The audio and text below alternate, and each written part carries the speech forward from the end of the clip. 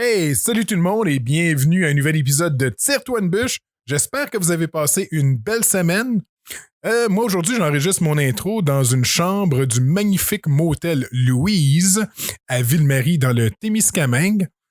Comme d'habitude, je veux remercier mes commanditaires. Martin Levac.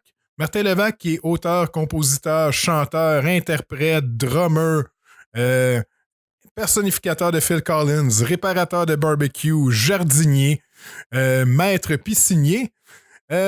Martin, si vous voulez l'encourager, allez suivre sa page Facebook, allez suivre sa chaîne YouTube et vous pouvez aussi aller sur le martinlevac.com. Sur son site, vous allez retrouver toutes ses dates de spectacle. Vous pouvez acheter de la marchandise, des chandails, des casquettes, des tasses ou whatever, qu'est-ce qui reste sur le site, des disques. Et pour faire plaisir à Janice, vous pouvez acheter des vinyles. Parce que Janice a encore beaucoup trop de vinyles dans son entrepôt puis elle veut que ça sorte. Mon deuxième commanditaire, Studio Bapaume. Le Studio Bapaume vous offre des services d'enregistrement.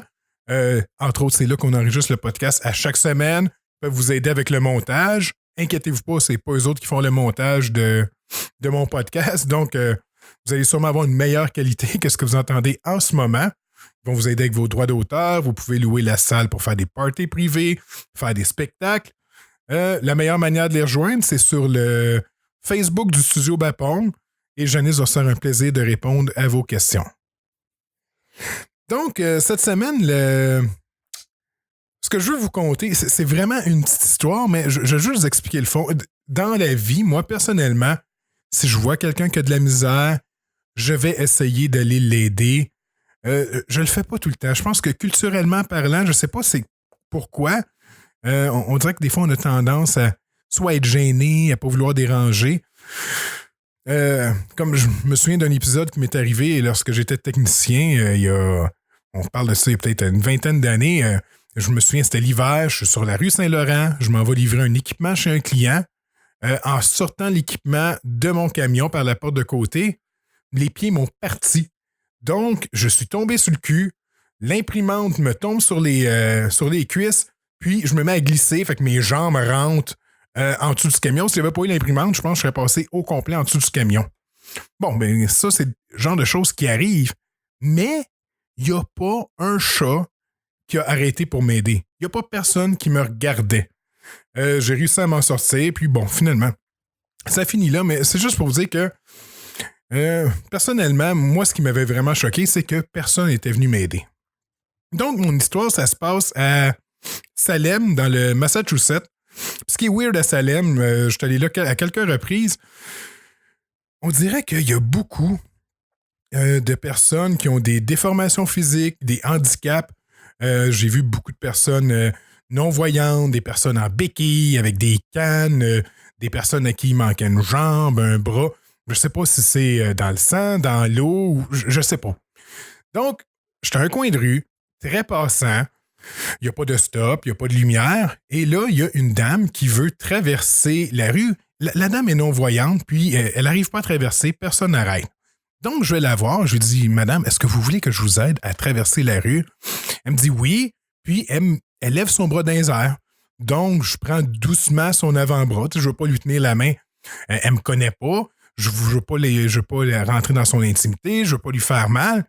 On commence à traverser, puis elle me dit, hey, tu veux-tu me casser le bras? Tu serres donc bien fort, mais je ne le serrais pas. Puis elle a chialé tout le long que je traversais. Un moment donné, en plein milieu de la rue, j'étais sur le bord de la lâcher, il fallait faire 3-4 tours, puis la laisser là. J'ai pas fait ça parce que j'étais un bon gars. Mais c'est juste que ça m'avait marqué de me faire gueuler après tout le long que je l'aidais. Donc c'est ça. C'est mon histoire de la semaine. Cette semaine, j'ai reçu Sébastien Hurtaud. Sébastien, vous allez vous en rendre compte, c'est quelqu'un avec qui je suis allé à l'école au primaire ou puis au secondaire. Sébastien, aujourd'hui, il travaille à la radio. Il a longtemps travaillé à Énergie. Maintenant, il est rendu à C'est quoi sur le show du matin. Donc, Sébastien est venu nous parler de son cheminement. Comment il s'est rendu là. Comment il a lâché une job ultra payante pour aller à l'école de l'humour, faire son cours de writer.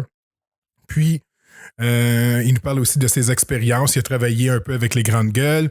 Il a travaillé beaucoup avec Éric Salvaille. Il était là le jour où il y a eu le meeting à propos d'Éric et des accusations qu'il y avait contre lui et qui ont appris que ce soir-là, il n'y aurait pas de show. Donc, c'est vraiment été un podcast ultra intéressant. J'ai eu beaucoup de plaisir à écouter Sébastien. J'espère que vous allez en avoir autant que moi. Donc, sur ce, je vous souhaite une bonne semaine, une bonne écoute et à la semaine prochaine. Au revoir.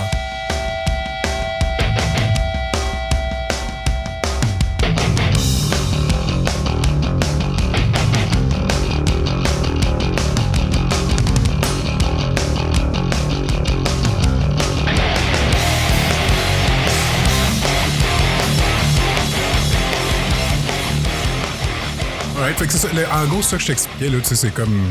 C'est toi, je pense, j'ai été surpris parce que je savais que tu faisais de la radio et tout ça, mais je suis tombé hier sur ton agence, là, j'ai regardé, puis je suis tombé sur ton CV. Ouais, c'est un vieux CV parce que je suis plus avec l'agence depuis... Ouais, c'est ça, depuis quelques années même, déjà, ouais. Ouais, c'est marqué que tu fais... c'est quoi l'émission de radio que tu fais le matin, là? On n'est pas... Là, je fais Debout les comics. C'est quoi, mais j'ai fait... C'est encore drôle à Énergie pendant 6 ans le matin. J'étais 7 ans à Énergie, 6 ans le matin. Ouais, ça, puis là, parce que ton CV s'arrête à 2016 pour Debout les comics. Ouais. Mais je suis quand même tombé là-dessus. J'ai été surpris de ton parcours. J'ai beau te connaître d'avant, je t'ai pas suivi. Là. Ah ouais. Je savais même pas que tu avais fait l'école de l'humour. J'ai fait... En fait, tu vois, moi, après, au secondaire, là, j'animais les shows d'humour, j'animais les shows d'humour, ce genre de les galas pis tout ça. Puis après ça, j'étais allé à Brébeuf en communication. J'étais diplômé de Brébeuf. Je fitais fuck all. Mais tu sais, le programme de com était vraiment cool dans le temps. Puis c'était aussi une façon de m'éloigner un peu de chez nous. Tu sais, Mont-Saint-Grégoire, campagne, puis même Saint-Jean. Tu sais, Saint-Jean, c'est village quand même. Tu sais, ça se développe là, mais tu sais, à l'époque, tu sais, tout le monde se connaît, tout le monde te connaît, tout le monde c'était. Tu sais, je voulais vraiment sortir de ça. Fait que j'étais allé à Brébeuf. Fait les communications. Puis, tu sais, à l'époque, on se disait, tu sais, les familles, là, tu sais, j'ai une famille assez conservatrice, tu sais, puis on disait, tu parles d'envie, tu parles pas d'argent, tu parles pas de politique, tu parles pas de religion. Fait que j'ai fait, parfait. Moi, j'ai commencé à m'intéresser à la politique, là, un peu en confrontation. Et donc, après Brébeuf, je suis allé étudier en théologie à Sherbrooke. Oh, nice. Ouais, mais pas tant, en fait. Tu sais, dans le sens que on dirait que c'est cool. C'est plus cool à dire qu'à faire, c'est ça. C'est que. Puis, donc, après théologie, je fais, c'est pas pour moi, pas en tout, ça. Fait que j'ai hésité entre l'UQAM en fait en communication, j'ai été accepté à l'UQAM en com puis à Jonquière en ATM, art technologie des médias, puis fait que je suis allé à Jonquière, tu sais, puis ça ressemblait beaucoup au programme de l'ATCOM de Brébeuf à l'époque. Fait que j'ai lâché ça après 1 an. Je suis revenu ici, je me suis réinscrit à l'université en enseignement de la morale puis de la religion. J'avais pas compris encore après la théo à Sherbrooke. Fait que, je me suis inscrit là-dedans. Finalement, écoute, ça c'est malade parce que, tu sais, j'étais encore attiré par le micro. Tu sais, j'avais fait un cours de radio on the side. Je faisais de la radio communautaire on the side aussi. Puis, fait que je veux animer tu sais, j'ai animé d'un bar déjà. Là, je fais comme ma Caroline. Il faut que je continue à avoir un micro dans les mains. J'ai le goût de faire ça. Fait que j'étudie la morale de la religion, l'enseignement de la morale de la religion au secondaire. J'étudie ça à l'UQAM. Et parallèlement à ça, je travaille dans un club de danseuses pour arrondir les fins de mois. Fait que la grosse voix qui présente les filles, la sémillante Cynthia, là, c'était moi, ça. Okay. Fait que je fais ça en attendant, tu sais, parce que je suis toujours un peu proche des coms pareil, tu sais, puis parler au micro pis ça, tu sais. Mais donc je rencontre ma blonde tombe enceinte. À ce moment-là, je travaille chez Pratt & Whitney, je lâche l'université, je me rentre chez Pratt & Whitney, je fais des moteurs d'avion dans la vie, je m'emmerde, mon gars, fois 1000. Et je profite du crash de 2001 parce que après le World Trade Center, ça a ralenti pas mal l'aéronautique. Je me suis fait mettre à pied et j'ai profité de cette accalmie-là pour faire un cours du soir à l'école de l'humour et j'ai capoté. Comme writer? Ouais. En fait, je fais un cours d'écriture, ouais, c'est ça, mais tu sais, c'est un cours, là, c'est 3 heures par soir, une fois par semaine, tu sais. Puis, mais il te donne des devoirs, puis là, je me rends compte que dans ma vie, ça fait longtemps que j'ai pas trippé de même, tu sais. À faire des devoirs, à écrire des gags, mon gars, des liners, de la grosse créativité, tu sais, c'est tout à fait en contraste avec ce que je faisais chez Pratt & Whitney, tu sais. Puis moi, je rentrais chez Pratt & Whitney parce que mon père était là, je rentrais comme étudiant à une couple d'été, puis après ça, je me suis mis à travailler là à temps plein. Tu sais, on faisait la grosse paye, là, tu sais, ça fait quoi, 20 ans de ça, puis je faisais 70 000 plus l'overtime par année, tu sais. C'était pas mal d'argent. Mais est-ce que je m'emmerdais? J'avais aucune qualification là-dedans. J'avais jamais étudié là-dedans. Je voyais pas ce que je pouvais faire de plus le fun ou de mieux ou de qui correspondait plus à ce que je suis dans la vie, tu sais, que ce que je faisais. Tu sais. Fait que c'est ça. Fait que donc, l'école de l'humour, cours du soir, je capote. Finalement, Pratt réengage. Il rappelle les gens qui avaient été layoffés pis tout ça. Fait que je fais comme ouais.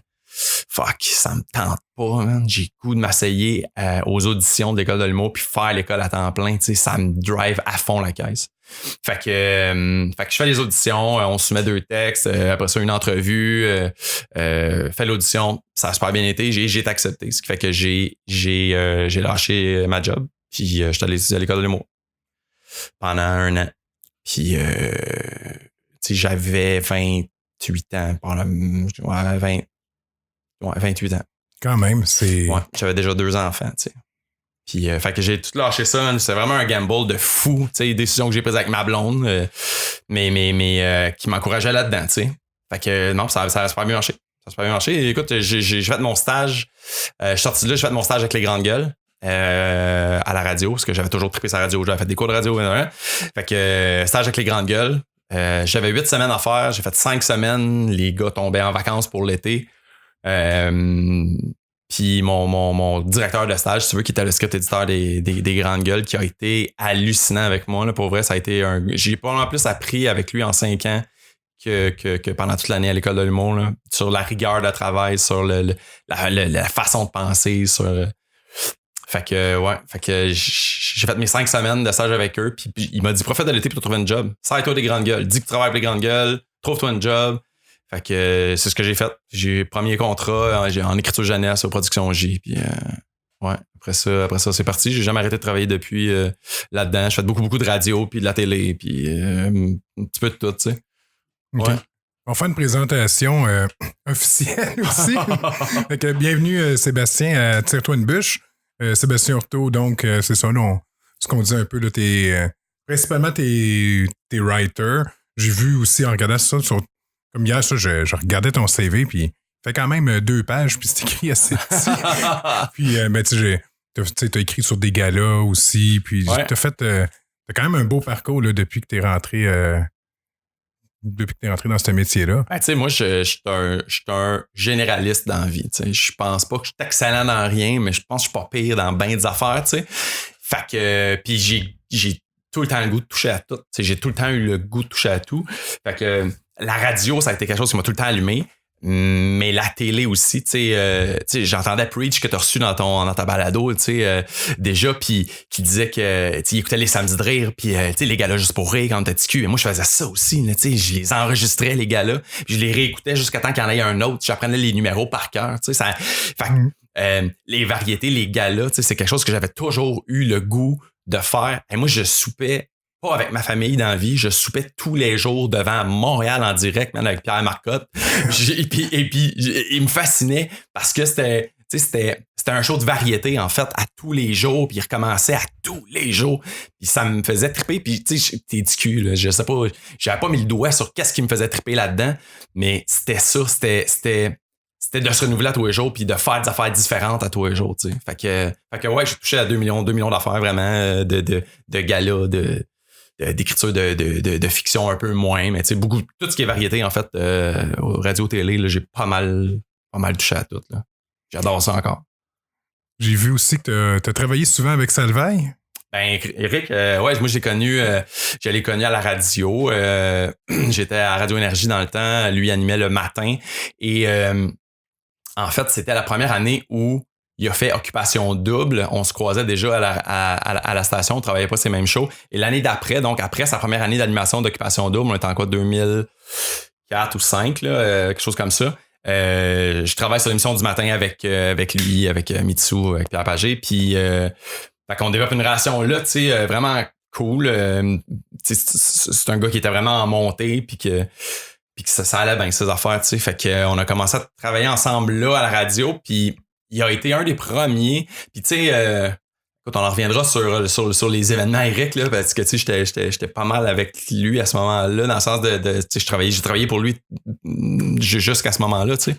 Mais le talent d'Eric, c'était de voir le potentiel puis d'aller chercher le maximum des gens qui travaillaient avec lui, tu sais. Puis il a fait ça avec moi. Mon poste était recherchiste à la radio, tu sais. Puis je pense j'avais ma formation de scripteur, puis je pense qu'il a vu ça, puis il m'a amené dans des brainstorms, tu sais, dans ces années-là, il animait le 20e, je pense, des Métro Stars à l'époque, tu sais. Puis il m'a amené en brainstorm là-dessus, il m'a amené sur Dieu merci, tu sais, tranquillement, à me donner un texte, voir, ça va-tu marcher? Puis t'as j'ai scoré, puis whoop, on m'a redonné d'autres, puis des brainstorms, puis d'autres. Ce qui fait que je suis sorti d'un peu de 6 années de un peu moins créative, tu sais, j'étais plus recherchiste radio, mettons, à boom, writer, puis idéateur aussi beaucoup, tu sais, à partir des nouveaux shows, tu sais. Fait que j'ai été sur Dieu merci, j'ai été sur Fidèle au poste, mais tu sais, la création de ce show-là, tu sais, Fait que ouais, c'est ça. Fait qu'Eric, j'ai énormément travaillé avec, tu sais, sur des galas, sur les Gémeaux. Recette pompette aussi. Recette pompette un peu aussi. Des galas juste pour rire, le Comédia. Fait que tout ça, ouais. Ouais. Jusqu'à en mode Salvaille, tu sais. Ouais. L'été passe. C'est le... Ça fait 2 ans, je sais pas trop, quelque chose de même. Ça passe tellement vite. Un automne il y a 2 ans, je pense. Écoute, ça, c'est débile parce que c'est nous autres, le show, on est le mardi, je pense. Et donc, nous, on enregistre les lundis, les mercredis. Donc, on est un mardi, c'est ça. Et on nous colle un meeting en fin de journée. Toute l'équipe doit se rassembler, salle de conférence, machin.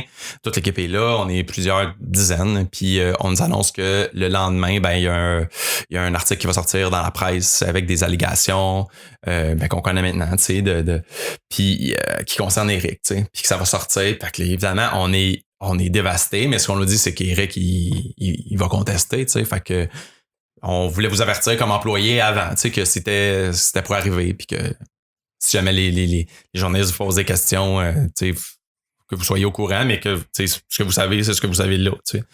Fait que ça reste comme ça. Le lendemain, on rentre au travail, nous autres, le mercredi, là, on enregistre un show le soir, là, on rentre là, et très rapidement, on comprend qu'il n'y en aura pas de show le soir. En fait, qu'il n'y en aura plus de show le soir, et il n'y en aura plus jamais de show le soir, et là, ça se met à débouler, man, c'est Recycle Québec, c'est un métro, c'est V, c'est tout le monde qui débarque du bateau. Ouais, tout le monde se sauve, là. Ça a été une bombe, man. Ça a été une putain de bombe. Et les journalistes voulaient nous parler. Tu sais, nous, quand on est sortis par en arrière, man, de l'Astral, tu sais, sur Sainte-Cat. Parce qu'il y avait des journalistes dans la porte d'entrée, fuck, puis ça nous tentait pas de leur parler, man, tu sais. Puis c'était branlant, là. C'était branlant parce que, tu sais, ça faisait... je sais pas, 10 ans, 12 ans que je travaillais avec Eric, tu sais, sur tout ce qu'il faisait dans la vie ou à peu près, tu sais. Puis, sans rien enlever aux victimes, aux gens qui se sont sentis victimes, et aux gens qui ont vécu des affaires traumatisantes peut-être, tu sais, mais moi, jamais, là. Jamais, là. C'est pas parce qu'il m'a pas signé une fois, là, dans le sens que c'est arrivé, là, mais c'est arrivé quand je jouais au football aussi au secondaire, puis c'est arrivé j'ai travaillé avec plein d'autres humoristes ou pas humoristes dans la vie, de gars de shop à joueurs de peu importe les vestiaires de hockey ou de baseball ou de foot que j'ai été. C'était des gags qu'on se faisait, tu sais. C'est pas brillant. C'est tata, mais fuck, ça, tu sais, moi, je me suis jamais senti victime de ça, pas 2 minutes, là, tu comprends-tu? Non. Fait Eric, je l'ai défendu longtemps quand c'est arrivé, tu sais. Parce que moi, j'avais pas vécu ça 2 secondes. Puis ce gars-là m'a donné ma première chance en TV aussi, tu sais. Fait que j'étais comme, voyons. Ouais, t'as un sentiment de loyauté aussi, j'imagine, qui embarque là-dedans. Là. Ouais. Puis malheureusement, puis tu sais, ça fait pas l'unanimité quand je dis ça, mais c'est ça pareil, tu sais. C'est pas, Eric, c'est pas foncièrement de mauvaise personne, là. En fait, avec moi, je peux même pas dire que c'est une mauvaise personne. Au contraire, tu sais.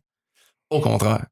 Fait que c'est toujours bien touché quand les gens me demandent ouais, et puis Eric, tu sais, parce que moi, ce gars-là, je l'aime bien gros, tu sais. Mais là, on travaille pas ensemble, puis tu sais, je comprends, puis je peux pas faire autrement que dénoncer ce qu'il a fait, puis s'il y a des gens qui se sont sentis comme ça n'a pas de sens, tu comprends? Non. Ça devrait pas avoir jamais lieu, ça, tu comprends? Mais ça n'a pas été mon cas à moi, tu sais.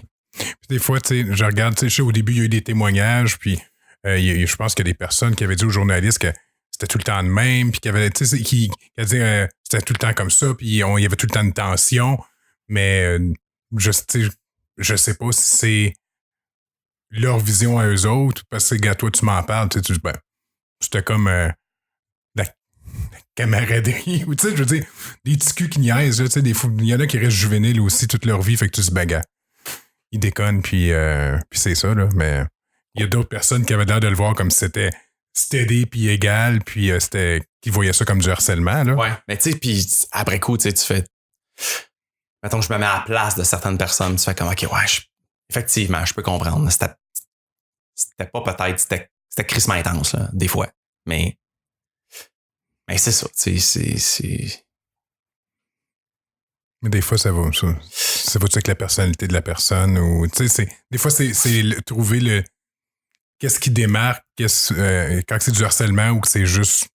Ouais, mais tu sais, je pense que quand... Si tu te sens victime, je pense que t'es une victime, dans le sens que, tu sais, si tu l'as interprété comme ça, si toi, tu t'es senti pas bien avec ça, le problème, c'est pas toi qui as le problème nécessairement, tu sais, pas dans un cas comme ça, en tout cas. Tu sais, je pense qu'Éric a un problème. Tu sais, en fait, c'était un petit cul qui a probablement commencé à faire ça un peu en niaisant, qui a fait comme Colin, ça marche, puis quand tu gravis les échelons puis que tu deviens boss, surtout, que tu as une position d'autorité sur du monde, tu sais, je pense que ça se fait jamais dans la vie, mais particulièrement quand tu as une position d'autorité, Colin, c'est touché, tu sais. Oui. C'est touché. Puis quand t'es rendu à 45 ans puis qu'il y a des petits culs qui sortent de l'école à 18, 19, tu sais, ça se peut qu'eux autres, ils fassent comme, tabarouette, attends, c'est pas le fun, ça.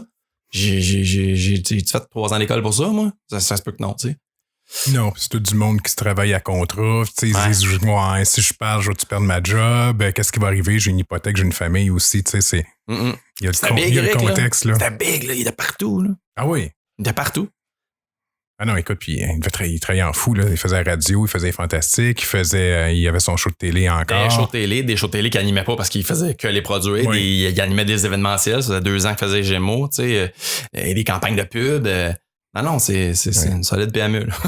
ça fait bien du tort à des artisans là, quand c'est arrivé. Là, je veux dire, du jour au lendemain, je sais pas combien de personnes qui ont pu se retrouver pas de job du jour au lendemain. C'est des dizaines parce que, tu sais, juste au niveau du bureau, c'est quelque chose. Tu sais, il y a eu un recours collectif, des techniciens aussi, tu sais, qui ont comme perdu une grosse gig. Fait que, tu sais, je sais pas, ça doit être pas loin d'une centaine de personnes, j'imagine, au total, tu sais. Ouais, c'est ça. Puis mais je pense que le showbiz a quand même perdu une couleur aussi, tu sais. Parce qu'Éric avait quand même sa couleur à lui, tu sais. Après ça, tu pouvais aimer ou pas aimer, mais il amenait quelque chose, tu sais. Il amenait quelque chose qui était unique à lui, puis que là, qui est plus là, tu sais. Ah oui. Mais tu regardes en général, avant ça, soit le monde l'adorait, soit le monde l'haïssait, là, mais il laissait personne indifférent. Non, exactement. Puis encore là, moi, je regardais le monde qui l'haïssait, là, ils sont tannés de le voir, mais... Change de poste. Exactement. Ouais, t'es pas obligé de le regarder, mais il y a un paquet d'autres personnes qui aiment ce type de divertissement-là. Ouais. Puis... Mais les gens sont bien contents de te dire qu'ils t'aiment pas. Ils sont bien contents. C'est important qu'ils le disent, tu sais. Ah oui. Je comprends pas ça. Oui. Des fois, j'entends du monde dire, ils se font dire, toi, je t'aimais pas avant, là, mais maintenant, je te trouve correct. Ouais, c'est ça. C'est important de dire qu'avant, je t'aimais pas. Complimarde. Ouais, c'est ça. Puis là, maintenant, tu fais la radio le matin. Mais là, je te regarde. T'as combien d'enfants, toi? Il me semble que t'es en train de repeupler. OK, je pensais que t'étais en train de repeupler le Québec. Non, à 4, on a fait. Ça va être beau. Ça va être beau. Écoute, les plus jeunes, les plus vieux ont 10 ans d'écart, tu sais. OK. Ma petite, elle a 9, puis mon gars va avoir 20 bientôt. Là. Fait que. Non, j'ai fait ma part. T'as 4 enfants. Ouais. Tu travailles le matin. Tu sais que j'ai 4 enfants, puis ouais, c'est ça. Moi, j'ai fait 6 ans de morning show à Radio Énergie. 2 ans sans faire de radio. Puis là, j'entends ma 7e année à C'est quoi avec Debout les comiques, tu sais, le matin aussi. Ce qui fait que si tu calcules ça, là, sur les 15 dernières années, là, j'ai pas déjeuné souvent avec mes enfants. Là. Mais non. C'est pas moi qui est allé à la rentrée scolaire. Là. Je me souviens pas d'être allé une fois dans une rentrée scolaire de primaire, tu sais, aller reconduire ton enfant pour sa première journée de maternelle ou de première année. Là. Écoute, tu sais, je te dis ça, puis je trouve ça tough des fois. Là. Tu sais, j'ai la plus belle job au monde, là. Tu sais, je travaillais chez Pratt & Whitney avant, je faisais des moteurs d'avion, j'haïssais ça. Et mes pires journées aujourd'hui, là, sont quand même mieux que mes meilleures journées à l'époque. Tu sais, j'adore ma job, mais je trouve ça tough, cet horaire-là. Justement, le fait d'être jamais avec ta famille pour déjeuner, jamais, à part les 4 semaines que je prends de vacances l'été, mettons, tu sais. C'est débile, là. C'est débile quand tu y penses. Parce que tu te lèves à quoi? 3h du matin? Ouais, 3h15, mon cadran sonne. Ouais. 3h15. Ouais. Après ça, tu fais le show. Après ça, des fois, j'imagine que tu as d'autres ça, meetings. Ça, c'est la beauté d'avoir un morning show. Là, quand tu fais mon métier, c'est que là, c'est comme un chiffre gratuit. Là. C'est dans le sens que, tu sais, je l'ai travaillé, j'étais payé pas, puis whoop, à 9h, le show est fini. Petit meeting, 9h30, paf, je m'en vais. 10h, je suis dans un brainstorm ailleurs pour une autre compagnie de prod, pour faire de la télé ou faire autre chose, tu sais. Fait que non, c'est génial pour ça. Là. C'est génial. Mais ça fait des grosses journées, tu sais. Ça fait des grosses journées. Tu sais, demande-moi pas de regarder un film avec toi vendredi, là. C'est impossible, mon gars. Si je dors à côté de toi un vendredi, ça se peut en masse, là. Mais sur un divan, pendant que tu regardes un film, mais sinon, j'ai pas de vie sociale. J'ai 0 vie sociale. Pas capable. Aller dans les lancements, dans des premières, parce qu'on est invité à tout ça, là, tu sais, quand tu travailles dans les médias, c'est ça, là, tu sais, ils t'invitent pour voir un show, puis mercredi, asti. Man, les premières de show, c'est toujours les mercredis. Et je me reste 2 matins à me lever. Là. Je vois ça comme l'Everest, man. Ouais, c'est la fin du monde. Pas, là. Ça va scraper le reste de ta semaine. Non, c'est impossible. C'est impossible. Ouais. Mais c'est vraiment tellement le fun. Là. La radio, man, c'est que, tu sais, la balado que tu fais, c'est cool parce qu'on a le temps de jaser. Là. La grosse différence, c'est moi, mes cotes, c'est 3 minutes et demie. Là. C'est la radio commerciale. Tu sais, c'est pas l'Arcan, puis c'est pas Radio-Canada. Là. Moi, j'ai des tunes, puis j'ai des spots, de la pub. Fait que c'est des cotes de 3 minutes et demie, 4 max, man. Bang, bang, bang, bang, bang, bang, ça va vite, tu sais. Puis à chaque jour, tu recommences, t'effaces complètement. Tu recommences par avoir fait le meilleur show de ta vie une journée. Le lendemain, ça peut être de l'asti de marde. Mais après ça, c'est que t'as demain aussi pour refaire le meilleur show de ta vie, tu comprends? Fait que c'est vraiment, vraiment, vraiment trippant. Mais c'est ça, t'as pas le temps de t'étaler puis de jaser comme on fait là, tu sais. Non. Ça. Mais c'est un beat que j'haïs pas de plus en plus, man. Tu sais, je trouve ça le fun. Là, Mais ça te garde allumé, tu sais, c'est sûr pour le cerveau, là, c'est... T'sais, moi, je cherche mes mots des fois, là, mais toi, d'après ton cerveau, il doit tout le temps rouler là, avec... c'est un training, là. Ouais. Mais en fait, c'est ça, c'est que... Tu sais, moi, tu sais, comme writer, mettons, c'est un peu la même façon là, quand tu prépares un show de radio, tu sais, mais... Le syndrome de la page blanche, j'ai pas ça, j'ai plus ça fait longtemps. Puis c'est pas parce que je suis bon, c'est juste parce que c'est un muscle, tu sais. On est tous de même, là. On est tous hyperactifs un peu, puis un peu TDA sur le bord, puis c'est comme un menuisier, en fait. Si je demande à un menuisier de construire whatever quoi, il va pas rester très, très longtemps devant son coffre à outils à regarder, à y penser, tu comprends? Il n'aura pas de blanc, là. Il va bien aller prendre un 2x4, puis faire ce qu'il y a à faire avec les outils qu'il y a, ben ça va m'en faire. J'ai un gros coffre à outils, puis à force de travailler, ben tu remplis ton coffre à outils, puis tu sors le coffre à outils. Fait que le processus créatif, c'est la même affaire. Tu as des façons de te déboguer, puis ce qui fait que tu bugs plus ben. Non, tu pognes des routines, puis... Ouais. J'expliquais ça aussi à des gars, des filles qui font l'école de l'humour là, tu sais. Puis parce que ma job, c'est pas... Tu sais, ils enseignent pas ça à l'école de l'humour nécessairement, là, la job de producteur à la radio, mettons. C'est parce que, tu sais, ouais, j'écris des parodies de tunes, tu sais, puis des gags, mais c'est pas essentiellement ça ma job, là. C'est plus une job de producteur au contenu, mettons, tu sais. C'est de trouver des sujets, puis comment on va en parler, c'est quoi notre angle à nous autres avec la personnalité des gens avec qui tu travailles. C'est direct ça. Puis tu sais, comme dans un sitcom ou dans un film ou dans une dramatique, on a fait, nous autres, en début de processus, puis on le refait assez régulièrement, un genre de bit des personnages, tu sais. C'est-à-dire que mes animateurs, c'est des personnages publics, puis tu sais, c'est pas vrai qu'ils ont juste un angle, c'est pas vrai qu'ils sont juste drôles, tu sais. Billy Tellier, il est pas juste drôle, il tripe sur d'autres affaires aussi dans la vie. Puis quand tu commences à développer ça, ben tabarouette, tu te rends compte que ton terrain de jeu est de plus en plus large, puis sa personnalité à lui, il fait pas juste écrire des gags dans la vie, tu sais. Colin, tu sais, il y a un enfant, il y a des allergies alimentaires, il y a des angoisses, il y a une séparation, il y a une vie, il tripe sur la techno, c'est un maniaque de jeux vidéo. Tabarouette, OK, il y a de l'épaisseur, tu sais. Sa maman, il l'a fait déménager plus proche de chez eux pour être proche de, tu sais, qui a quitté sa maison d'enfance. C'est comme tabarouette, OK, il y a du jus, il y a un vécu, c'est donc bien le fun de partager ça avec des auditeurs parce que, tu sais, mon cachevant, c'est quoi? C'est quoi la réputation d'être une toune, une niaiserie, une pub, une toune, une niaiserie, une pub, à un moment donné, c'est pas vrai que toi, dans la vie, quand t'es dans ton char, c'est ça nécessairement ta vie. T'es pas juste de l'humour, tu sais. T'es pas juste de la musique, puis t'es pas juste de la politique non plus, puis t'es pas juste des montées de lait. Tu sais, t'es un amalgame de tout ça. Puis des fois, ça te tente de te faire raconter une berceuse, puis d'autres fois, ça te tente que la personne elle soit enflammée, puis d'autres fois, t'as le goût d'écouter une toune qui va te relaxer, puis d'autres fois, t'as le goût d'avoir une estifie toune qui va te rentrer dedans. Puis c'est de faire l'équilibre de tout ça. Fait que ma job, c'est vraiment une job d'équilibre, en fait. C'est d'être sûr que tout le monde a un temps de parole, que tout le monde va leader des sujets qui les inspirent, puis qui les allument, puis qui vont interpeller le monde, puis qui par rapport à mon public, puis par rapport à leur au terrain de jeu dont je te parlais quand tu fais la bête des personnages, tu sais, de elle tripe sur l'environnement, lui il tripe sur l'histoire, la politique, sur c'est bon. Fait que c'est vraiment ça ma job, tu sais. Fait que la job de créativité quand t'écris un gag, ce que je disais aux gens de l'école de l'humour, quand t'écris le gag, ben c'est un peu la même affaire, c'est que t'écris une histoire au final, tu sais. Puis même quand je vais prendre des auditeurs à qui on va parler en ondes à propos d'un sujet X où on lance une question, ben les auditeurs que je vais mettre en ondes, c'est aussi une continuité de cette histoire-là qui va mener l'histoire dans la cote de 3 minutes et demie 4 parce que c'est ça mon format, un peu plus loin, tu sais. Fait que c'est vraiment cool. C'est vraiment, vraiment trippant. Puis t'as-tu...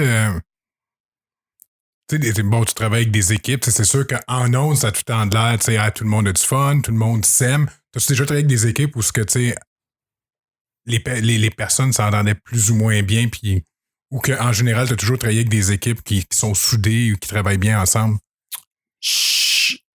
Maintenant, parce que ça fait, tu sais, j'ai fini l'école en 2003, fait que ça fait plus de 15 ans que je fais ça. Puis c'est un petit milieu, tu sais, fait que je travaille quand même pas mal. Fait que je te dirais que je vais plus dans des équipes où ça peut être conflictuel, ou je reste plus avec des équipes avec lesquelles j'ai moins de fun, tu sais. Mais oui, c'est arrivé, puis c'est arrivé même récemment, tu sais, où il y a un élément de l'équipe avec qui ça marche pas, tu sais. Puis c'est tough. C'est tough parce que, surtout dans un show quotidien, mettons, c'est difficile parce que ça vient à miner tout, tu sais. Puis ça devient le sujet de conversation, le premier sujet de conversation dont tu vas parler en arrivant le matin et le dernier quand tu vas quitter, tu sais. Fait que c'est bien tough de... Tu sais, ma job, c'est pas Éric Lapointe là, dans la vie, là. Tu sais, créer dans la douleur, puis c'est pas ça. C'est plus créer dans le bonheur, tu sais. Ouais. Puis, et particulièrement à la radio, parce que à la radio, t'es dans la vérité, tu sais. T'es tellement proche du monde, tu sais. Ben, tu le sais, quand tu parles dans ton micro, à quel point, justement, t'es proche, t'es dans le... Tu sais, un micro, là, quelqu'un qui n'a jamais fait de radio, si tu veux donner une image pour faire de la radio, explique que le micro, c'est comme l'oreille de la personne à qui tu parles. Ça veut dire que plus tu te rapproches du micro, plus tu parles doucement, parce que t'es proche de son oreille. Tu sais, ça change complètement la dynamique. La dynamique, la vibe. Fait que la vérité, elle passe par là, man. C'est pas long, là. Tu peux zéro trafiquer rien, c'est que ta voix, c'est que ça. Fait que quand ça va pas bien dans une équipe, man, tu le sais, ça va se sentir en ondes, c'est inévitable. C'est inévitable. Puis, ouais. Fait que c'est ça. Je peux pas aller bien plus loin que ça, mais... Non, c'est correct, mais c'est passé. Ça a été une expérience tough. C'est moi, dans mon travail, mais j'ai des éléments, c'est plus facile leur parler et travailler avec, mais là, tu sais, je veux pas. Quand vous tombez en ondes, ben, tout le monde devrait avoir un sourire d'en face, tu sais. Fait que c'est sûr que si l'ambiance tombe, c'est sûr que ça va ressortir à un moment donné, là. C'est sûr. Puis, tu sais, en plus, maintenant, c'est que... il y a des caméras web. On a des caméras partout. Hein. Puis, tu sais, c'est des putains de petits systèmes de caméras. Hein. Quand nous, on faisait de la radio, tu sais, à cette heure, il faut que t'arrives checker à la radio parce que on a 4-5 Kodak, nous autres, avec un logiciel qui automix, man. C'est un logiciel de réalisation là, qui va aller chercher, la caméra va aller chercher la personne qui parle, puis plan large, plan serré, plan. C'est tout automatique. Ouais, c'est un peu débile. Ça a changé. Puis, toi, bon, t'as été dans l'écriture. T'as-tu déjà voulu faire... Ben, t'as fait de l'animation, mais faire de la scène, faire des numéros, c'est-tu quoi qui t'a déjà tenté? Ça m'a tenté. Écoute, j'ai fait 2 auditions à l'école de l'humour. La première fois, j'ai fait un numéro, en fait, que j'avais écrit. J'ai eu vraiment, vraiment du fun à écrire ce numéro-là, puis pas tant que ça à le faire. Puis on m'a dit, tu vas faire un cours du soir en écriture, tu sais. Fait que c'est ce que j'ai fait. Le cours du soir, un cours du soir en écriture. Puis vraiment, là, je me suis rendu compte que, c'était ça, mon trip. Vraiment. Puis aujourd'hui, j'aspire zéro à ça. Ni faire du stage, ni faire de la TV, ni animer à la radio. C'est pas pantoute mon truc à moi. T'sais. Je capote à faire shiner les autres. Vraiment, là, je trouve vraiment mon compte là-dedans. Il y a des gens qui en politique, on dit ça souvent, là, c'est le meilleur deuxième que tu peux pas avoir, mais mon Dieu, que ça marche pas quand s'il est chef. Oui. On l'a vu souvent dernièrement. Ouais, c'est ça, exactement. Exactement.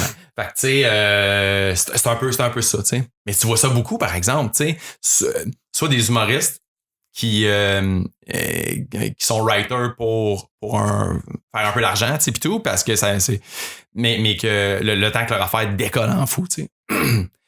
Ou des recherchistes qui veulent être chroniqueuses et animatrices, tu sais. Mais ça fait jamais les meilleurs writers puis les meilleurs recherchistes parce que ton but ultime, c'est juste un side project. C'est prendre le job de quelqu'un d'autre, tu sais, quelque part. Tu sais, tu comprends? C'est de. Fait que je sais pas si c'est parce que tu gardes tes meilleures idées, tes meilleures affaires pour toi, pour tes projets à toi, ou tu sais, puis t'es un peu ces breaks, mettons en brainstorm, tu sais, quand non, cette idée-là, je vais garder ça pour moi. Mais tu sais, moi, ça n'arrive pas jamais, là. Puis on est plusieurs writers puis recherchistes qui sont qui vont toujours faire ça parce qu'ils capotent là-dessus. Puis pour moi, ça fait des bien meilleurs scripteurs, des bien meilleurs recherchistes parce que là, t'as plus d'inhibition du tout, là. C'est tout pour le team, tu sais. Tout pour le projet, puis ouais, fait que non, zéro le goût de faire de l'animation, c'est ce que tu fais toi, là, moi, non, zéro. J'aurais jamais eu cette audace-là, tu vois. Ah. Puis, dans toutes les années, là, ça fait longtemps, là. Parce que bon, aussi, tu sais, le podcast, c'est un peu. Le but aussi, c'est d'avoir certaines anecdotes. T'as-tu des affaires vraiment spéciales? Tu sais, quand t'es en ondes, t'es live, là. Des fois, j'imagine peut-être avec des invités ou des appels où c'est que ça chire ou. Il y a la première. Écoute, c'était avant Noël. Fait que la première année qu'on a fait Debout les comiques à C'est quoi? Je prends un appel, tu sais. Puis, tu sais, l'idée quand tu parles à un auditeur, c'est toujours la proximité avec la personne, tu sais. Fait que tu veux être enrobant, tu veux être proche, puis tu veux t'intéresser à la personne. Fait la madame nous raconte une anecdote à propos de je me souviens plus quoi. Puis, son anecdote est bien correcte, tu sais. Et la madame, elle a un petit accent de Caroline, c'est pas un acadienne ou peut-être la Gaspésie, mais tu sais, fait que là, je disais à Pat Bélanger qui est à côté de moi, Patrice, je dis, hey man, je chuchote à l'oreille parce qu'on était un à côté de l'autre. Je dis, Mandy, c'est quoi son accent, tu sais, de où elle vient, tu sais. Fait que ça nous permet de raccrocher à quelque chose à ça. Fait que mon père, il attend qu'elle arrête, micro-pause. Hey, est-ce que j'écoute ton accent, tu viens de où? Elle nous dit, j'ai pas d'accent, j'ai eu une opération au cerveau. Puis ça a laissé des séquelles. Fait que j'ai comme une drôle de façon de parler. Écoute, man. Le malaise. Man. Mais là, c'est que l'animateur, puis encore une fois, t'es dans la vérité, puis t'es live, là, mais t'es pogné avec ça. Là. Il y a aucune façon de te sortir de ça, à part, hey, mais je suis désolé, écoute, bonne journée, puis on passe sur un rire, tu sais, mais man, ça se peut pas, tu sais. Fait que écoute, ça fait 7 ans qu'il me tape sur le chou avec ça. Okay. C'était pas mon meilleur corps. Ouais. Sinon, les auditeurs, écoute. Est-ce que vous filtrez ou.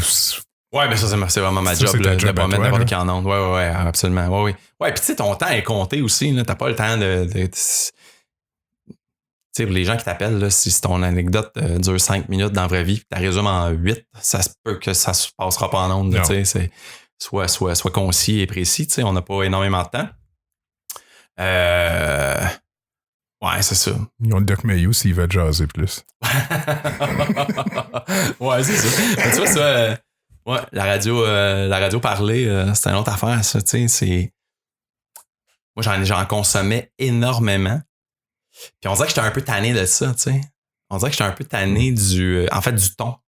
Moi, personnellement, j'écoute même plus le 98.5 parce qu'ils se renouvellent pas. Les émissions sont toutes pareilles, tu sais. j'ai même plus de l'intérêt, tu sais, je veux dire, il y a peut-être un invité que je sais qui est là le jeudi à 2h30 que je vais écouter, là. À part ça, c'est à peu près tout, là, tu sais, puis après, sinon, je vais les écouter sur le net, là, mais non, moi non plus, j'en écoutais beaucoup, là, je fais de la route énormément. Ouais. Puis, non, moi non plus, moi maintenant, dans la route, c'est des podcasts que j'écoute. C'est à peu près ça l'affaire que j'écoute dans mon char. Parce que t'es ciblé sur tes intérêts précis, tu sais. Oui. C'est ça, moi, puis quand du Trisac est parti, ben là, j'ai pas...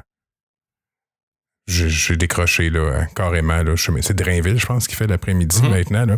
Je suis pas capable. Son ton m'énerve, je suis pas capable de l'écouter. Il y a juste, je sais même pas si Christian Page était encore là. C'était la seule affaire que j'écoutais encore. C'était la chronique de Christian Page, je pense justement ça le jeudi après-midi à 2h30, là. C'est la seule affaire que j'écoutais encore là-bas. Là, il y a Cube qui est sorti, là. Ouais, du Trisac est là. Ouais, du Trisac est là, mais j'ai pas... encore là... Il faut que je download une autre application pour ça. Si je pouvais aller chercher ailleurs avec mes trucs de balado, ça... Parce qu'à un moment donné, quand c'est rendu que tu as 6 applications différentes sur ton téléphone pour écouter tous les différents médias que tu veux écouter, là, mais je les ai pas écoutés encore. Je sais qu'à date, les critiques sont... De ce que j'ai entendu, c'est assez moyen, là, ce qu'ils font, là. C'est pas... le monde sont surpris qu'avec l'argent qu'ils ont, qu'ils n'arrivent pas à donner un show de meilleure qualité. Mais je l'ai pas écouté. Ça, c'est pas... Moi, c'est ce que j'ai vu, ce que j'ai entendu. Écoute, ce qui est tough, tu sais, c'est que nous, c'est... T'sais, moi, je suis vraiment chez Cogeco. Là. Fait que Cogeco, c'est quoi? C'est 98.5, c'est Rythme FM, c'est The Beat. Cube compétitionne, évidemment, les radios commerciales traditionnelles, tu sais. Mais on n'a aucune idée contre quoi on se bat puis à quel niveau, parce que eux ont les codes d'écoute, mais ils sont pas sur la même façon de sonder que nous autres, tu sais. Non, c'est vrai. Fait que ça marche pas. Fait qu'on sait pas, tu sais, j'ai aucune idée de à quel point ça tire ou ça tire pas, ou tu sais, les codes d'écoute, puis comment ça marche, puis ils sont autosuffisants, tu sais. Dans le sens qu'au niveau de la pub, ils se font pas trop suer avec ça, là. Ils peuvent vendre de la pub, mais tu sais, ils peuvent offrir des beaux forfaits, j'imagine, télé avec ça, puis les revues, puis tout ce que tu veux, tu sais. C'est québécois, tu sais. Fait que c'est... Ils ont la machine pour promouvoir en masse, là. Exactement, tu sais. Exactement. Ça, c'est tough, man, parce que tu sais, nous autres, évidemment, mon salaire est payé par de la pub, là, j'ai pas le choix, mais tu sais, je me bats contre Radio-Canada. Là. Société d'État, eux autres, ils ont pas une petite seconde de pub, là. Non. Mais moi, je me bats contre ça, là. Puis mes sondages, je suis contre. C'était Gravel qui était là le matin. J'étais contre Gravel le matin, hein. Mais tu te bats-tu à armes inégales, tu penses? 1, au niveau des budgets. Ils sont 3 pour faire ma job. Puis il y a un réalisateur, puis un assistant réalisateur, puis tu sais... Nous autres, on est 2, là. On est moins. 2 fait la job de qu'eux autres, qui ont un son metteur en ondes, réalisateur, producteur, tu sais, qui fait tout ça. Ça fait pas de bon sens. Puis moi, je suis obligé de te clencher, de te dire, écoute, 5 minutes de pub, quand tu revenais, mon gars, là, ça va être la 8e merveille du monde en ondes, tu vas capoter. Oh oui. Mais tape-toi 5 minutes de pub pour ça. Hey man, j'ai la misère sur le site de TVA parce qu'ils me mettent des pubs, 2 pubs de 30 secondes avant de me mettre la vidéo de la nouvelle, tu sais. J'ai décroché complètement de ça. Fait qu'imagine 5 minutes de pub, comment c'est interminable. Maintenant, à radio, dans la réalité d'aujourd'hui.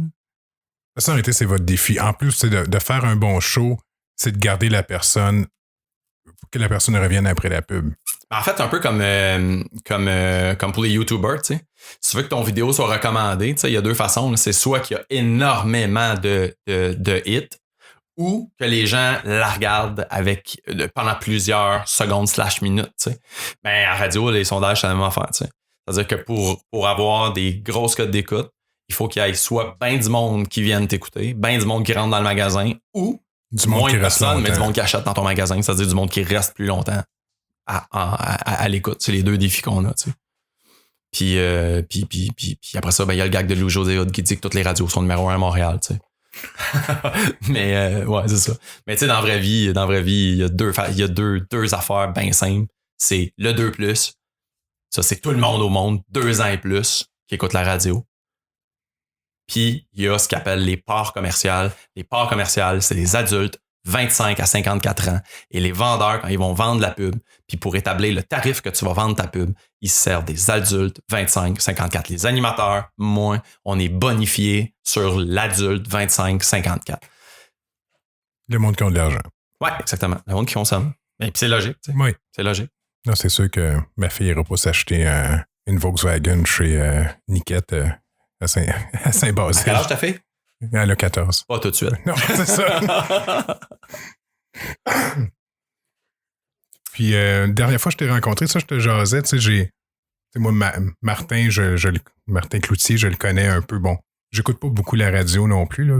Moi, je travaille, je commence à travailler à 7 h le matin. Mm-hmm. Je me lève, je prends mon café, je travaille normalement jusqu'à 5-6 h le soir. Fait que j'écoute pas la radio, j'ai pas le temps. Mais tu sais, des fois, je vais pogner des vidéos. J'aime beaucoup ses interventions. Je trouve ça... J'ai découvert en écoutant l'autre fois, la dernière fois qu'il a fait Mike Ward avec Dominique. Ouais. J'ai découvert, tu sais, OK, je connais l'animateur, je connais l'humoriste, mais là, j'ai découvert un être humain qui a de l'air généreux, qui a de l'air... Puis, au sein dans ses interventions, c'est comment travailler avec Martin Cloutier?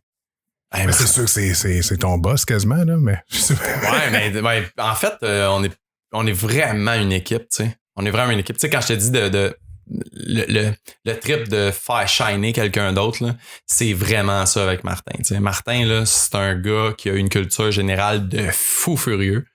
Puis, tu sais, il vient d'une famille nombreuse, il grandit sur une ferme.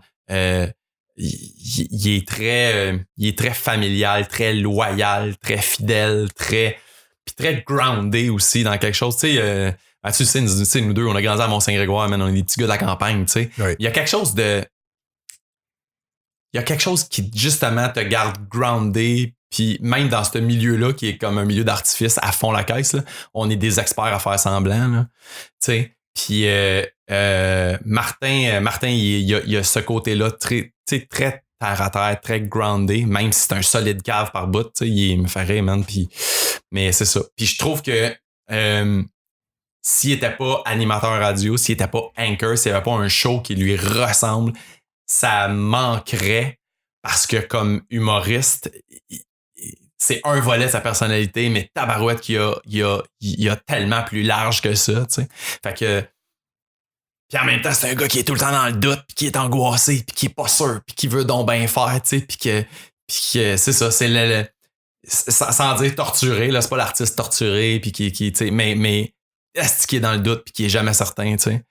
Puis ouais. Tu sais, avant qu'on commence à enregistrer tantôt, tu me disais, Colin, j'aime pas ça tant que ça, tu sais, entendre ma voix. Tu sais, je te disais, t'as une belle voix, puis tu sais, je serais pas trop, je suis comme ben du monde. Hey, Martin, il est incapable. C'en est à pitcher ses écouteurs là, quand il s'entend. OK. Ouais. Ça, puis c'est un solide malade mental.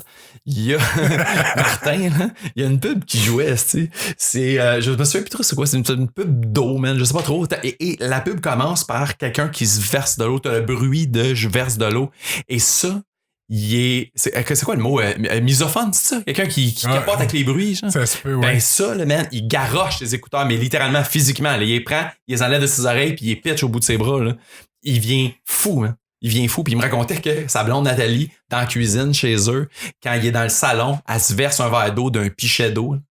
Il fait comme, t'as-tu fini de te verser de l'eau? Il vient fou, mais ça le rend malade. C'est particulier, ça. Tu sais, c'est un peu l'équivalent de les ongles sur le tableau, mettons, pour certaines personnes. Là. Ben lui, c'est de l'eau qui... Moi, c'est le monde qui mange la bouche ouverte. Je vais fou. Ouais, ça, moi aussi, un peu. Ouais, j'en suis désagréable. Mais on a tous des... Tout le monde a une petite affaire qui est fond. Mon beau-frère, lui, c'est crème fouettée. Tu lui parles de crème fouettée, le cœur, il lève. Ah ouais, c'est vrai? Oui. Puis t'iras voir le début du Arc podcast quand Preach t'a invité. Au début du podcast, là, Preach, tu vois, il est assis, là, il a chaud. Il dit, hey, je me lève. Là, il s'en va, là, le gars, il reste assis, il continue à enregistrer. Là, il est là, hey, Preach, t'es en train de vomir dans ma toilette. Là, Preach, il revient, il était en eau. Puis, il dit, c'est parce que j'ai trop pensé aux œufs, ça m'a levé le cœur. Ben, voyons. Les œufs de l'équerre. Puis là, Arc Podcast, c'est un podcast que le monde vient de parler de ce qu'il n'aime pas. Ouais. Il a trop pensé. Ça lui a donné mal au cœur. Puis pendant les 5 premières minutes, là, il est tout en soi. On dirait qu'il va tomber à terre. Physiquement. Là. Ouais, physiquement. C'est fort. On a... Ouais, ça. Moi, les bruits de bouche, là... Quand c'est ma famille, je vais leur dire, là, quand t'es dans un restaurant, là, je me suis ramassé dans un restaurant, à un moment donné, là, le monsieur en arrière de moi, là, il mangeait des patates pilées, là. Au cinéma. Il est fou, le ça. popcorn. Non, c'est désagréable. Ouais, fait qu'on a toutes nos petites manies. Ouais, c'est ça. All right. Mais on a déjà fait un bon survol. On est rendu à... On a dépassé 45 minutes à date. Je sais pas si tu as d'autres choses que tu voulais me conter ou... Attends, tu vois, mais j'essaie de penser à une anecdote.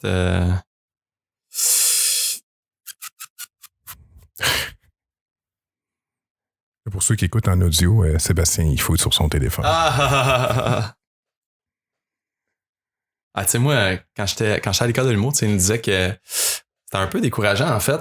C'est Sylvain Larocque qui nous disait, qui nous enseignait un cours de... Vraiment pour écrire des jokes, tu sais. Puis on parlait de la business, évidemment, tu sais. Puis il nous disait que l'humour, là, mettons, était au top. Puis là, ben, c'est sur une pente descendante. T'sais. Je veux pas vous faire peur, là, mais ça se peut que vous travaillez pas tant. L'humour va tendre à disparaître, puis vos jobs vont probablement... les meilleurs vont travailler, mais les autres... écoute, en tout cas pour les writers, là, le rythme de travail aujourd'hui fait que en variété, en tout cas, là, ils n'ont pas le choix, la majorité des shows maintenant, d'avoir des scripteurs, ce qui n'était pas nécessairement le cas avant. Parce que, on a parlé beaucoup à l'époque de la série de Fabienne Larouche, là, tout ça, que les rythmes de travail sur les plateaux de tournage, que ça va vite, puis que la télé n'a pas de moyens, fait que on presse le citron. Mais c'est vrai dans toutes les prods, tu sais. Fait que moi, on me disait, ouais, vous travaillerez peut-être pas tant, comme scripteur, parce que, mais t'as pas le temps de laisser maintenant à un animateur le temps de prendre son temps, en fait. Il faut que quand t'arrives, là, le local coûte cher, le studio coûte cher, les techniciens, ça coûte cher, tout coûte cher, le temps coûte cher. Fait que faut que tu rentres dans ton temps. Faut que ça soit tête. Faut que ça roule, faut que ça opère. Fait que t'as pas le choix. Fait que ce qui fait que nous autres, les scripteurs, les idéateurs, on arrive, man, les idées sont faites, sont approuvées, les textes, paf, sont faits, mets ça dans le téléprompter, puis go, enchaîne. Lis, faut pas que ça paraisse, tu sais. Fait que c'est de plus en plus, les shows sont prêtes quand tu vas en ondes, en tout cas le plus possible, tu sais. Fait que, man, je travaille avec le même monde tout le temps, là. Tout le temps. Il faut que tu le livres, tu sais. Fait que, tu sais, du monde qui sont capables de le principal défi, c'est pas d'être drôle quand t'es writer, c'est de livrer des deadlines, tu sais. Oh. Fait que quand t'es capable de faire ça, t'es sûr de travailler parce que pour vrai, c'est débile la job qu'il y a, tu sais. Il y en a vraiment. Fait que ouais, le rythme de travail est hallucinant, tu sais. J'imagine avec parce que l'Internet, à l'époque où on est, ça amène la démocratisation des médias aussi. Là. N'importe qui peut faire une web-série, n'importe qui peut faire des films, n'importe qui peut faire un podcast comme moi, faire des être YouTuber, whatever. Je sais, il y a tellement de médias. Mm-hmm. J'imagine que les médias traditionnels aussi, ils n'ont pas le choix aussi d'être donné un produit de qualité constante puis d'être tout en tête. Là. Je veux dire, on est loin de... Tantôt, tu parlais des shows de variété comme Pierre Marcotte puis tout ça. Il donnait un bon show, mais je sais pas si aujourd'hui, ce format-là marcherait encore. Je sais pas, ce serait assez tête. C'est bien trop lousse. C'est bien trop lousse. Moi, j'ai fait ça. J'ai travaillé sur Fidèle au poste, qui était un genre de quiz d'archives un peu, mettons, les enfants de la télé un peu, mais en format plus quiz. T'sais. Fait que j'ai été 3 ans là-dessus comme scripteur. Fait que j'ai fait de la recherche d'archives, mon gars, à fond la caisse, là, justement de shows de télé, là, des tout premiers, là, de la fin des années 50, début 60 à aujourd'hui. J'ai fait du rattrapage d'à peu près tout ce qui se fait. Ça a aucun bon sens. Ça a aucun bon sens. Mais tu sais, le rythme de tout, là, tu sais, dans le sens, des web-séries, man, les épisodes peuvent durer 2 minutes et demie, puis tu vas avoir une histoire qui va se continuer, tu sais. Oui. Mais avant, c'était pas ça. Mais regarde juste l'humour, tu sais, écoute des monologues d'Yvon Deschamps maintenant, tu sais, je veux dire, c'est pas une mitraillette de gag, là, Yvon Deschamps, là, tu comprends? Les cyniques non plus.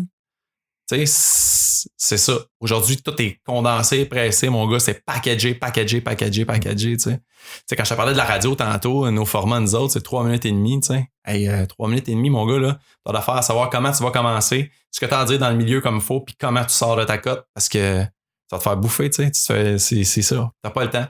Fait que ouais, là, effectivement, tous les nouveaux médias te forcent à être meilleur. T'as forcé à être plus préparé puis meilleur. Puis t'as aucune raison de pas l'être, pour vrai. T'as aucune raison. Parce que, tu sais, je veux dire, on a bien plus de budget que toi à C'est quoi versus le podcast que tu fais. Fait que je suis vraiment mieux d'être bien meilleur que toi, tu sais. Sinon, Non, il y a quelque chose qui marcherait pas. Sinon, là. ça marche pas, tu sais. C'est ça, exactement. Ouais. Je pense que ça reflète aussi le mode de vie, là. Tu sais, je veux dire, ça fait. Ça montre notre âge, là, quand on parle de ça, là. Mais pardon. Le mode de vie qu'on a aujourd'hui, comparativement quand on était TQ, là. Tu sais, je veux dire, c'est. Tout le temps, ça go, là. C'est clair. Tu sais, je veux dire, tu travailles, là, c'est le souper, puis après ça, les enfants, ils ont leur cours, ils ont leur pratique. T'arrives le soir, OK, on va se coucher. T'as peut-être une heure à être assis avec ta blonde, là, puis la journée est finie. Ouais. Mais tu sais, c'est. Le monde consomme leur divertissement comme ils vivent leur vie, là. Je pense que ça représente qui on est aussi, la manière, ce que les médias nous donnent. Ouais, mais t'as deux affaires, c'est dans l'instantanéité, puis l'autre affaire, c'est que tu veux pas attendre. On parlait des publicités tantôt avant des vidéos, des whatever. Je veux pas me taper ça. Je veux pas me taper ça dans la vie. Mais il faut que ça se paye, là. Il faut que ça se paye ce que je vais regarder, mais ça me tente pas de me taper ça. Zéro le goût. Puis tu sais, si j'ai 5 minutes à attendre quelque part, même 1 minute dans un ascenseur, je vais être sur mon téléphone. J'ai besoin de contenu. Fait que ça, c'est une autre affaire, par exemple. C'est que le mode de consommation a beau changer, tu sais. Je veux dire, à cette heure, j'écoute ma musique sur Spotify, tu sais, mais avant ça, je l'écoutais en MP3, puis avant ça, j'écoutais sur des CD, puis des cassettes, puis des vinyles, puis mais j'écoute encore de la musique. C'est la même affaire pour le contenu. Tu sais, le contenu, je vais continuer à le consommer, là, que ce soit sur YouTube, que ce soit en podcast, que ce soit à la radio, que ce soit à la télé, que ce soit, tu sais, je vais continuer de consommer du contenu. Tu sais, je regardais la presse papier, à cette heure, je regarde la presse plus, puis je vais probablement regarder la prochaine affaire qui va être la presse ou autre chose après. Tu sais. Fait que des créateurs de contenu, tu vas toujours en avoir besoin. Tu sais. Sauf que maintenant, tu peux choisir le contenu que tu veux quand tu veux. Ouais. La dangerosité de ça, c'est de ne pas découvrir des nouvelles affaires. Tu sais. C'est que là, tu es obligé de te discipliner à le faire. Alors que la radio généraliste, la télé généraliste, particulièrement les sociétés d'État, tu sais, que ce soit Télé-Québec ou que ce soit Radio-Canada, tu sais, t'offres une pluralité d'affaires que quand tu vas consommer, tu sais, quand j'écoute de la musique sur Spotify, ils vont me suggérer des affaires qui ressemblent à ce que j'aime déjà. Même affaire avec Netflix, ils me proposent des choses qui ressemblent bien gros à ce que je viens de regarder, tu sais. Fait que je suis moins en mode découverte. Ça fait de moi quelqu'un, je sais pas, tu sais, peut-être d'un peu plus linéaire. Peut-être. Non, c'est vrai. Non, t'as raison. C'est un algorithme. C'est dur de sortir de ces. Là, tu tombes dans des habitudes, puis après ça, c'est. Mettons que si je découvre un podcast, je vais me mettre à les écouter, le binge. Je sais pas si ça se dit binge listen. Ouais. Là. À écouter en série un podcast. Mais après ça, quand je retombe sur un autre, juste parce que c'est pas le même rythme, c'est pas la même affaire, ça me prend du temps à embarquer. Parce que notre cerveau s'habitue à un format. Parce que, comme tu dis, on a tendance à écouter des affaires qui se ressemblent tout le temps. Ouais. Puis il y a le travail, tu sais. C'est ça avec ça trahit notre âge. Tu sais, quand tu commences à parler des générations avant toi, on dirait que. Mais, man, le travail, là. Tu sais, moi, là, j'étais pas le plus drôle à l'école de l'humour, là. Mais il y en a pas un qui m'accote aujourd'hui au niveau du travail, par exemple. Tu sais, j'étais un malade mental, là. Les stagiaires que j'ai eus, qui ont fait des stages avec moi tout le temps, je leur dis tout le temps que leur but de leur vie, man, c'est de venir prendre ma job, tu sais. Mais lève-toi de bonne heure, par exemple, parce qu'il va vraiment falloir que tu travailles si tu veux, pas à côté mon talent, mais à côté ma rigueur de travail, tu sais. Ça, c'est, mettons, mon point fort. Fait que, tu sais, je pense que dans la vie, là, tu vas pouvoir pallier à un manque de talent, des fois, avec un talent un peu moindre, mais vraiment parce que t'es acharné, tu sais. Parce que. Tu vas clencher quelqu'un qui a plus de talent que toi, mais qui est un peu plus lâche. Ouais. Mais est-ce que c'est dur à rentrer? J'ai 4 enfants, là. C'est l'affaire la plus tough à enseigner avec quelqu'un. Je sais pas si ça s'enseigne, en fait. Je sais pas si c'est quelque chose que t'as dans toi ou que tu l'as pas, tu sais. Mais tu sais, Louis-José Hood est pas Louis-José Hood parce que il est né avec un talent supérieur aux autres, tu sais. Je pense qu'il y a un Christi de talent, mais man, si t'écoutes ses textes, puis que tu lis ses textes, puis tu t'en tiens au texte, là, c'est un nasty writer.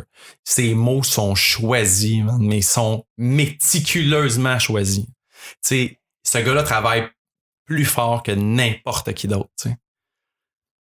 À un moment donné, j'entendais Guy Lapage qui disait que ce qui fait chier dans la vie, là, c'est l'incompétence. Là. Mais plus que l'incompétence, je pense que c'est justement ça va être correct. Non, ça va être bien beau de même. Non, tu sais. Quelqu'un m'a raconté un moment donné, tu sais, Wayne Gretzky, tu sais, à l'époque où il jouait, tu sais. Qui disait que Wayne Gretzky, il faisait la pratique, tu sais, il arrivait 1 heure avant la pratique. Avant tout le monde, il était sur la glace déjà. Puis quand il sortait, les joueurs de la glace, Wayne Gretzky restait une autre demi-heure tout seul sur la glace, à prendre des tirs, à corriger des affaires. T'sais. Et on disait, ouais, mais il n'y a pas besoin de faire ça, c'est Wayne Gretzky. T'sais. Et le point, c'est non. Il est Wayne Gretzky parce qu'il fait ça, t'sais. Parce qu'il travaille plus que les autres. Oui, c'est un talent. C'est clair que c'est un talent.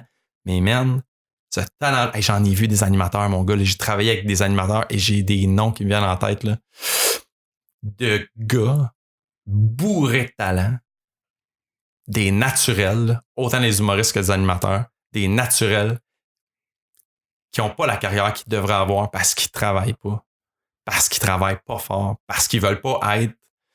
Encore une fois, je reviens avec Paul Arcand, là, c'est une machine de travail, ce gars-là. Il n'a pas été numéro 1 et il est encore là, parce qu'il est fondamentalement le meilleur au fond de lui, puis parce que c'est inné. Hein. Il arrête jamais. Il travaille toute la journée. Il est dédié à son show de radio. Il fait pas 28 000 affaires autour. Il fait son show de radio. Puis quand il est en vacances, quand il est la fin de semaine, il lit ses affaires. Il arrive, il est prêt, mon gars. Prêt, tout le temps. C'est des bourreaux de travail. Tu sais, je travaille avec Patrice Bélanger depuis des années. Là. Puis Pat est comme ça. Tu sais. Pat, il est prêt tout le temps. Tu sais. C'est un ninja. C'est la façon que ça fonctionne. Je vais splitter des sujets aux animateurs, comme je te disais tantôt. Tu sais, j'attribue des sujets aux différents animateurs. Tout ça. Pat a toujours lu et maîtrise tous les sujets de tout le monde. S'il manque quelqu'un autour du micro un matin puis qu'on avait prévu 2 sujets que cette personne-là était pour l'aider, Pat va vraiment pouvoir faire ça. Il va être capable de prendre la relève. Ouais. C'est une machine de travail. Fait que tu sais, Pat, je sais pas, tu sais, probablement qu'à l'école de théâtre, c'était pas le meilleur acteur de sa cour. Il était avec Benoît Méguinness quand même. Fait que tabarouette, solide acteur. C'est peut-être pas le meilleur animateur à la base au monde, mais man, lève-toi de bonne heure pour en trouver un qui travaille et qui est aussi assidu que lui. Là. Ils sont rares. Ils sont rares. Vraiment. C'est pour ça que ces affaires vont bien, tu sais. Oui. C'est pour ça que toi, t'es rendu où ce que t'es rendu aussi. Ben, écoute, oui, c'est sûr. Mais l'avantage que j'ai eu peut-être aussi, c'est de faire l'école de l'humour un petit peu plus tard, tu sais, un petit peu plus vieux. Moi, j'avais 2 enfants, je venais de lâcher ma job, j'étais prêt à Watney, j'avais pas bien le choix. Fallait que ça marche. C'était ça où je retournais chez Pratt & Whitney, tu comprends? Ça me tentait fuck all. Pas pantoute. J'ai un de mes chummies aussi, Daniel Gagnon, même, qui lui travaille plus en fiction, tu sais, qui a fait son stage à Caméra Café avec François Havard, puis après ça, il a écrit à peu près tout ce qui se fait des saisons de Caméra Café, tu sais. C'est un Christy writer. Puis lui était enseignant, tu sais, avant de faire l'école de l'humour, là. Enseignant au secondaire. Puis il a fait, man, je veux pas refaire ça, là. C'est pas moi, ça me tente plus. Fait que la même chose, mais Dan avait 30 ans, tu sais, il était plus vieux que moi un petit peu. Fait que lui avec, c'était ça, c'était do or die, tu sais. Ça marche ou je suis malheureux pendant un Christy de bout, là. C'est ça que je dis à mes enfants tout le temps aussi, tu sais. Choisis pas une job qui est payante, tu sais. Vas-y avec ce que t'aimes faire parce que 40, 50, 60 heures semaine, là, c'est long quand t'aimes pas ce que tu fais. C'est interminable. Oui. Au bout de la ligne, ça va payer. Si c'est pas en argent, ça va être... tu vas grandir là-dedans, tu vas être mieux, là. C'est certain. Mais ça vaut combien, ça? C'est toujours ça, tu sais. C'est pas quantifiable, c'est ça qui est tough. C'est pas quantifiable. Tu vas mettre un montant là-dessus. Tu t'en rends compte quand t'es vieux. Ouais, c'est la ça. valeur. Quand t'es jeune, tu t'en rends pas compte. Exactement. Mais tu sais, encore une fois, je t'entendais avec Preach, tu sais, parler de, tu sais, l'angoisse de, tu sais, on a fait notre secondaire ensemble, nous autres, tu sais, nous deux, fait que, tu sais, quand t'as 16 ans, semaine que tu sors pis que tu sais pas trop ce que tu vas t'en aller, là, quelle angoisse de fou, man. Mettre ça sur les épaules d'un enfant de 16 ans, tu sais, ça se peut pas, tu sais. Là, s'il faut que tu vives avec les préjugés de tes parents, tu sais, au moins, toi, t'encourages tes enfants, tu sais, choisis ce que ce qui va te faire triper. C'est pas tous les parents qui font ça, là, tu sais. Il y a des parents qui dirigent les enfants, gars, tu devrais aller là-dedans, c'est l'avenir, sans tenir compte nécessairement de ce que l'enfant veut vraiment faire, là. Puis, tu sais, comme on disait l'autre fois aussi, c'est ça, on peut pas. C'est impossible à 16 ans d'être sûr et certain de ce que tu vas faire. C'est des grosses décisions à prendre à cet âge-là. Mais moi, en sortant secondaire, man, je voulais m'en aller en théâtre, là. Mais à la base, là, je vais aller faire l'école de théâtre. Je savais pas c'était quoi les possibilités, les options à cette époque-là. T'sais, moi, je connaissais pas l'école de l'humour à cette époque-là. Je connaissais pas ça. Fait que pour moi, pour être sur un stage, il fallait que tu fasses du théâtre. T'sais. Après ça pouvait être débloqué vers d'autres choses. T'sais. Mais mon père, il voulait rien savoir. Là. Mon père, il voulait pas que je fasse ça. Rien, ça te tenterait pas de manger et d'avoir une maison un jour. C'était un peu ça l'idée. Là. Fait que je suis passé par 2 millions d'affaires avant de finalement faire ce que j'aime. Mais ça va quand même au bout de la ligne, tu sais, puis ça, encore une fois, ça prend peut-être un recul pour réaliser, mais tu sais, ça fait que je suis un généraliste avec des connaissances sur plein d'affaires parce que j'ai essayé 2 millions d'affaires avant de faire ça, tu sais, autant à l'école que je t'ai compté tantôt un peu, tu sais, mais que des jobs, tu sais. Je travaillais à SAQ, je travaillais chez Pratt & Whitney, j'étais agent de sécurité, je travaillais dans un club de danseuses, j'ai tout fait, man, j'ai travaillé dans des champs, j'ai travaillé dans des animaleries, j'ai tout fait. Dans des cafés, des charcuteries, j'ai vendu des pâtisseries. Ouais, mais toutes ces expériences-là, tous les gens que tu as rencontrés, ça fait probablement que tu es le writer que tu es aujourd'hui. Probablement. Parce que sans ce background-là. Ouais, mais c'est ça, en fait. Un bon writer, c'est quelqu'un qui va être aussi capable de... qui va avoir des connaissances puis des référents sur plein d'affaires. T'sais. Sur plein d'affaires. Fait que t'es capable de puncher ou de faire des liens entre 28 patentes différentes, mais qui vont rejoindre du monde. T'sais. Ouais, c'est ça. Parce que le but, au bout de la ligne, c'est que tu veux que les gens se reconnaissent dans ce que t'écris. Ouais. Ben, tu sais, moi, ça fait plus que 20 ans que j'étais avec ma blonde. Tu sais, Tinder, pas trop. Mais j'ai des chummies qui sont sur Tinder et je leur ai demandé de me montrer comment ça marche Tinder parce que si je veux savoir c'est quoi Tinder, si je veux écrire sur Tinder, si je veux faire des jokes qui sont contemporaines, puis parce que, tu sais, si je fais des jokes de réseau contact, ça se peut que ça passe un peu moins, là, tu sais, ces temps-ci, c'est un peu moins mainstream. Fait que, tu sais, mon père va rire, mais ça se peut que c'est tous les plus jeunes, ils vont faire comme, what? Réseau contact, mon classeur, de quoi tu parles? Fait que ouais, c'est ça. Fait que tu es obligé de te tenir à l'affût de ça, tu sais, autant des courants, des modes, des YouTubers, des influenceurs, tout ça, tu sais. Parce que sinon, tu passes à côté, tu sais. Oui, ça, c'est impressionnant. T'as fait une solide face quand j'ai dit le mot influenceur. Non, je pensais pas au gars qui voulait payer avec sa carte de... Puis, comment il s'appelle le gars, le barbu des Denis? J'ai oublié son prénom. Sébastien. C'est ce qui m'a fait rire avec son vidéo qu'il a faite quand il imitait. Il était parfait, hein? Ah, et c'était incroyable. Non, j'ai fait moi, c'est des YouTubers. Moi, mes enfants écoutent du monde qui s'enregistre à jouer à Minecraft. Ouais, oui. Déjà, Minecraft, je trouve, personnellement, ça m'atteint pas, là. Mais nous autres, on capotait quand ils ont commencé à améliorer les graphiques. On disait que nos enfants viennent de retourner dans du 8 bits. Qu'est-ce que c'est ça? Ouais, c'est exactement ça. Et là, mes enfants se ciblent sur YouTube, puis là, ils regardent du monde qui sont enregistrés puis qui font des commentaires sur ce qu'ils font, tu sais. Ouais. Moi, je comprends pas. Mais c'est encore là, ça trahit notre âge. C'est vraiment générationnel. C'est générationnel, tu sais. Ouais, parce que mon gars m'explique à quel point c'est donc bien extraordinaire. Il y a du monde qui vivent de ça, là. Et puis, bien mieux que toi puis moi, ensemble. Ouais. C'est malade. C'est complètement débile. Mais c'est ça. Puis c'est des nouvelles jobs. Tu sais, je voudrais pas être orienteur aujourd'hui, mettons, puis orienter des kids vers qu'est-ce que tu vas faire demain, qu'est-ce que tu vas faire l'année prochaine, tu sais. Ouais. Man, c'est parce que les jobs qui existent maintenant, ils existeront peut-être plus. Puis il va en avoir 50 autres nouvelles que tu connais pas, puis qui vont exister dans 15 ans, tu sais. Oui. Ah non, c'est... Mais de toute façon, moi, si je me fie en secondaire... Au secondaire, là, ils nous faisaient passer un test là, sur l'ordinateur et tout ça. T'aurais fait quoi? Moi, je me souviens encore, c'était contrôleur de train. C'était ma job de rêve selon le logiciel. Ça m'a marqué parce que je m'en souviens encore. T'as-tu fait ça? Jamais, non. J'ai pris le train une fois dans ma vie. C'est tout. J'avais marionnettiste, moi. Ah. Non, mais ouais. Fait que tu sais, il y avait quand même un côté artistique, j'imagine, quelque part. Mais ouais, c'est ça. On misait trop sur ma motricité fine, je pense, pour que ça marche, mon affaire. Ouais. Alright. C'est cool. T'as-tu de quoi rajouter? Fait que le monde, s'ils veulent t'entendre. Hey man, non, c'est ça, ils veulent pas m'entendre. C'est ça la beauté de l'affaire. Je pense que tu dois parler 5 minutes par année à peu près. Ouais, c'est ça. Ouais, avec on sait le personnage de Monsieur Juge qui donne le pointage après après les quiz. Les concours.